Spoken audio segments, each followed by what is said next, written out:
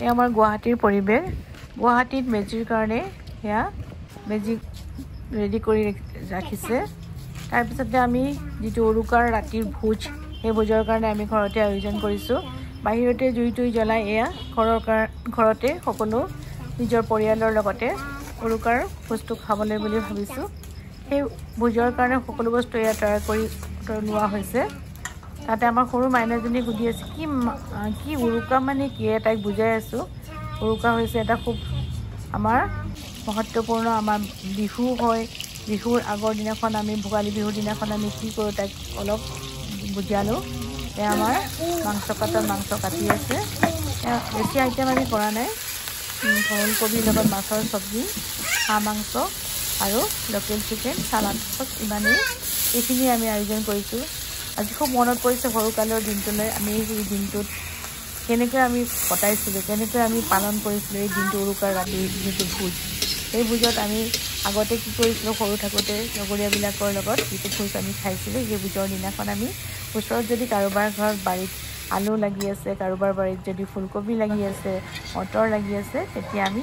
তেওঁলোকক অনিষ্ট নকৰো জাস্ট ফূৰ্তি আৰু সেই তাৰ পৰা তেওঁলোকৰ পৰা আমি আলু কেইটামান খানি আনো ফুলকবি কেইটামান লৈ আনো মটৰ কেইটামান লৈ আনো সেইখিনি লৈ আনি সেইখিনিৰে আমি ভোজত আমি মানে ইউজ কৰিছিলো খুব ফূৰ্তিৰ দিন আছিলে কিন্তু আৰু কেতিয়াবা যে খেদাই এই চুৰ ইমান মনত ফূৰ্তি লাগিছিলে নহয় কাৰোবাৰ চেণ্ডেল থাকি যায় দৌৰিব নোৱাৰে সৰু থাকোতে তাৰপিছত কোনোবাই যদি পিঠা বনাই থাকে তাৰ পৰা 2-3টা পিঠা আমি মনে লৈ আনো পিঠাকেইটা কোনে খালে তেনেকৈ আমি আমাৰ মাকো আমি ইমান ঠগাইছিলো বিহুৰ দিনটোত খুব ফূৰ্তি লাগিছিলে কিন্তু এই পৰিৱেশটো আমাৰ ইয়াত এতিয়া দেখা পোৱা নাই তথাপিও আছে কিন্তু গাঁৱত হলে এইটো পৰিৱেশ এতিয়াও আছে কাৰণ কি এইটো আমাৰ এটা মানে কি বুলি কম পূৰ্বপুৰুষৰ পৰা চলি থকা এটা নিয়ম কিন্তু সেই নিয়মটো থাকিব লাগে এহে সকলো বস্তু আয়োজন কৰাৰ পিছত আকৌ আমাৰ মেজিৰ কাৰণে আমি আয়োজন যেটো কৰিছিলো মেজিৰ কাৰণে যেটো মেজি ৰেডি কৰি ৰাখিছো মেজিৰ কাৰণে আমি প্ৰসাদো আগবঢ়াব লাগিব সেই প্ৰসাদ আমি ৰেডি কৰিলো তাৰ পিছতে আমি এয়া ৰাতিপুৱা যেটো মেজিৰ কাৰণে ৰেডি কৰা সেই মেজি ৰেডি কৰি মেজিৰ সন্মুখত এইখিনি প্ৰসাদ দিব লাগিব আগবঢ়াব লাগিব সেই প্ৰসাদ আমি ৰেডি কৰি আছো তাৰপিছত প্ৰসাদ আগবঢ়াৰ পিছত সকলো পৰিয়ালে গা চা ধুই মেজিৰ ওচৰত সেৱা ল'বলৈ সাজু হ'ল সকলোৱে তাৰপিছতে আমি সকলো যিখিনি প্ৰসাদ আগবঢ়াইছিলো সেই প্ৰসাদ অগ্নি দেৱতাৰ সন্মুখত সাজু কৰি আছো ধূপ ধূনা জ্বলাই তেওঁৰ ওচৰত প্ৰাৰ্থনা কৰিম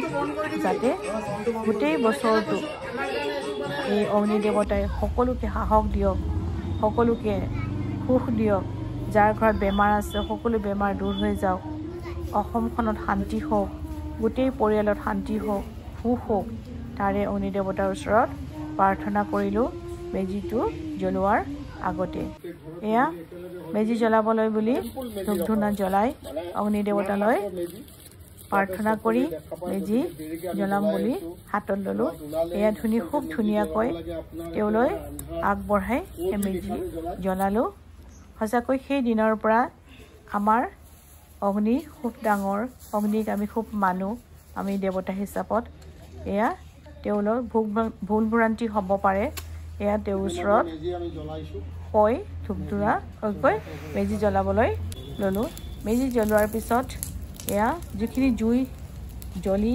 অঙঠা হ'ব তাতে আমি মিঠা আলু কাঠআলু পুৰি খাম এয়া আমাৰ নিয়ম ভোগালী বিহুত আমাৰ মিঠা আলুৰ কাঠআলু আমাৰ খুব প্ৰয়োজন মাটি দালি আচলতে ভোগালী বিহুত আমাৰ গোটেই ভঁৰাল ভৰ্তি হৈ পৰে ভোগৰ দিন তাৰপিছতে আমি যিখিনি প্ৰসাদ আগবঢ়াইছিলো সকলোৱে প্ৰসাদ গ্ৰহণ কৰিলো অগ্নি দেৱতাৰ আৰু ঘৰতেই